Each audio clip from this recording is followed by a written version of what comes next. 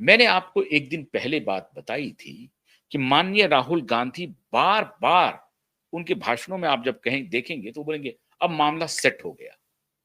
इस तरह की भाषा का प्रयोग करते हैं राहुल गांधी। "अब मामला सेट हो गया। अब सब कुछ सेट है। अब देखो सब कुछ सेट है।" ये भाषा कहां से आती है? सब कुछ सेट मतलब किसी प्लानिंग का हिस्सा है। वो देश में बदलाव के लिए या कोई राजनीतिक नैरेटिव ईमानदारी से चलाने के लिए, सत्ता को चुनौती देने के लिए कोई ईमानदार प्रयास नहीं कर रहे हैं। वो तिकड़म कर रहे हैं, वो साजिश कर रहे हैं और उस साजिश जब ये साजिश जैसे शब्द शामिल होते हैं तभी ये मामला इस तरह के शब्द आते हैं, अब सब कुछ सेट हो गया। मतलब ये सेट हो गया। आप समझ रहे हैं बात को?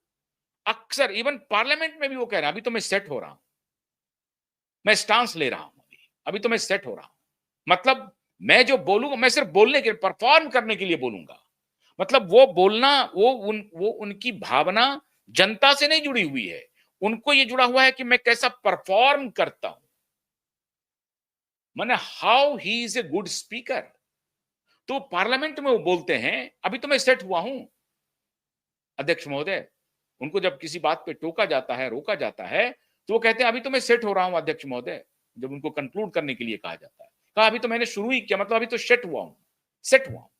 इस तरह की शब्दावली का प्रयोग वहीं होता है जहां वाकई में सेट करने की प्लानिंग होती है कि सेट किया जाए। किसी के मुंह से भी, किसी नेता के मुंह से आप इस तरह का शब्द नहीं सुन सकते हैं। कभी तो मैं सेट हो रहा हूं, अभी तो मैं सेट हुआ। दो बातें हो सकती हैं, या तो बहुत बड़े कॉन्स्पिरेसी के वो हिस्सेदार हैं और हैं, उसका फर्स्ट हैंड अकाउंट दे रहा हूं। उनकी पार्टी के नेता आईएसआई का एजेंट बन करके सदन में बैठा, आसाम के पूर्व मुख्यमंत्री के पुत्र माननीय तरुण गोगोई, और माननीय तरुण गोगोई की पत्नी आज भी पाकिस्तानी एनजीओ के साथ मिलकर के काम कर रही है। आज भी माननीय तरुण गोगोई का फ्रीक्वेंट विजिट हो रहा है पाकिस्तानी एम्बेसी में। बड़े अच्छे रिश्ते हैं उनके, और इसीलिए माननीय जो तरुण गोगोई हैं वो बिल्कुल यकायक सारे लोगों को पीछे छोड़ते हुए तरुण गोगोई फोर फ्रंट पर आ गए हैं। उसी डीप स्टेट की प्लानिंग का हिस्सा है जो इस गांधी परिवार को भी नियंत्रित कर रहा है।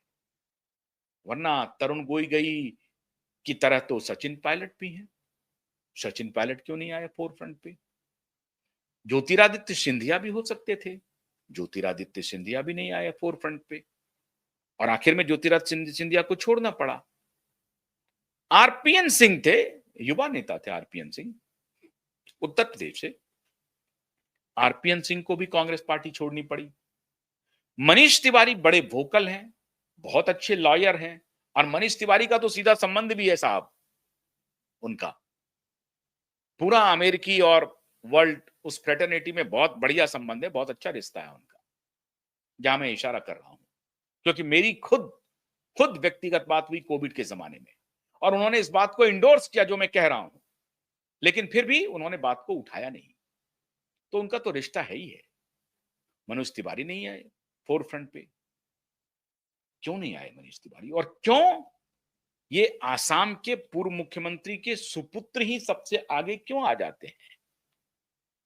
क्यों राजीव गांधी फाउंडेशन को bill and Melinda Gates foundation से करोड़ों रुपए डोनेशन मिल रहे हैं? करोड़ों रुपए। और ये Ford, Rockefeller, open society, bill and Melinda Gates foundation, इन्हीं फाउंडेशंस के जरिए अमेरिकी डीप स्टेट अपना काम करती है। सामने से आपको लगेगा कि वो हेल्थ केयर के लिए बढ़िया काम कर रहे हैं, एजुकेशन सेक्टर में बढ़िया काम कर रहे हैं, फाइनेंस एंड इंक्लूजन के लिए बढ़िया काम कर रहे हैं, टेक्नोलॉजी सेक्टर में बढ़िया काम कर रहे हैं। लेकिन ये सब आपके डेटा को आपको नियंत्रित करने के लिए इन ग्रुप को आगे बढ़ा करके आपका सब कुछ उनके पास रहता है। और इसीलिए मैं बार बार कहता हूं कि ये जो डिजिटाइजेशन है, इसके ऊपर सरकार को चाक चौबंद रहना पड़ेगा। कभी भी ब्लैकआउट ये लोग कर सकते हैं। आपको अपने सर्वर की आवश्यकता होगी और भारत को अपना ऑपरेटिंग सिस्टम बनाना पड़ेगा। जो आपने बनाया है भारत ऑपरेटिंग सिस्टम, लेकिन भारत ऑपरेटिंग सिस्टम काम नहीं कर रहा है। इसको ध्यान रखिए। भारत ऑपरेटिंग सिस्टम को सरकार को इमीडिएटली इमीडिएटली उसका प्रचार प्रसार करना चाहिए और हर कंप्यूटर में भारत ऑपरेटिंग सिस्टम का अपना सब कुछ इंस्टॉल होना चाहिए।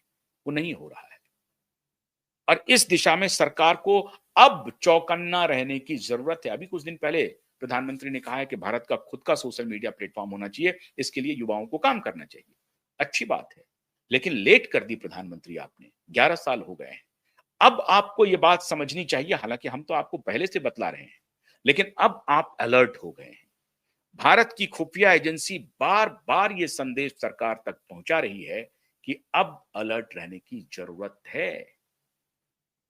भारत में नेपाल, बांग्लादेश, श्रीलंका, फ्रांस दोहराने की प्लानिंग खत्म नहीं हुई है। ये प्लानिंग 2022 में ही हो गई थी, जब सीएए, एनआरसी और फार्मर्स बिल को लेकर के बड़ा मूवमेंट खड़ा करने की प्लानिंग हुई थी। वो मूवमेंट अगर ईमानदार होती तो उनके नेता सामने से आकर के कहते, लेकिन बाद में हालांकि प्रधानमंत्री इस मामले में काफी होशियार निकले और उन्होंने किसान बिल को वापस ले लिया। उनको मालूम था प्लानिंग बहुत बड़ी है। ये हो सकता था कि बांग्लादेश के पहले कुछ इस तरह के कांड भारत में भी कराए जा सकते थे। श्रीलंका के पहले हो सकता था यहां कुछ हो जाए। श्रीलंका में 2022 में हुआ और उसके बाद बांग्लादेश में हुआ और अब नेपाल में हो गया। कल्पना नहीं की थी लोगों ने। पहले राजशाही को वहां पर खत्म किया। राजशाही ने अमेरिका के सामने घुटने नहीं टेके, राजशाही को खत्म किया। आप सोचिए, जहां कभी अंग्रेज जिस देश को गुलाम नहीं बना सका, नेपाल को मुगल कभी गुलाम नहीं बना सका, उस देश में ये हालत हो रही है। इंटरनल गृह युद्ध शुरू हो गया। तो ये बालेन शाह और लामचे और ये 5-7 लोगों की कारस्तानी से हो जाएगा? नहीं होगा। ये हमी, नेपाल, सुदन गुरंग, दीपक भट्टा, संदूक रोहित, लंबी लमीछे, डोनाल्ड लू तो प्लेयर है खैर, और बालेन शाह, ये 5-7 लोगों से हो जाएगा काम? नहीं होगा। बहुत बड़ी प्लानिंग थी और इसमें जो डोनाल्ड लू है, उन्होंने बड़ी भूमिका निभाई। वो पहले यहां के लोगों को आगे बढ़ाते हैं और फिर उनको आगे बढ़ा करके उनको पॉपुलराइज करते हैं। जैसे बालन शाह को भी पॉपुलर किया पहले और फिर उसको धीरे धीरे अपने नजदीक लाया।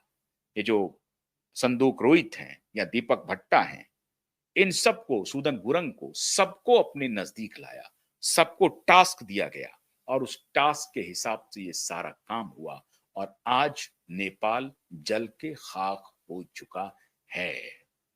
भारत में ये नामुमकिन है। सुन लें, सुन लें। भारत में अगर कोई आंदोलन इस तरह का करने का प्लानिंग होगी तो मोदी के तो खिलाफ नहीं होगी। हां, कुछ जातिवादी, परिवारवादी, राजशाही लोगों के खिलाफ जरूर आंदोलन हो सकती है। जातिवादी, परिवारवादी और राजशाही, इनके खिलाफ जरूर आंदोलन हो सकता है। मोदी के खिलाफ आंदोलन असंभव है और इसीलिए भारत को घेरने की तैयारी भारत के बॉर्डर से हो रही है। भारत में ये नाकाम रहेंगे। एजेंसी को अलर्ट रहना पड़ेगा 24